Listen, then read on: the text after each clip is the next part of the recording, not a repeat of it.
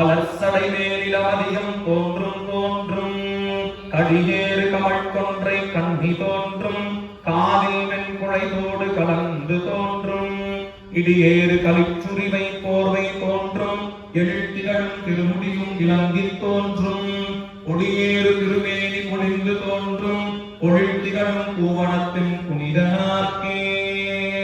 ஓம் அருள்நிறை வைரவநாத பெருமான் திருவடிகள்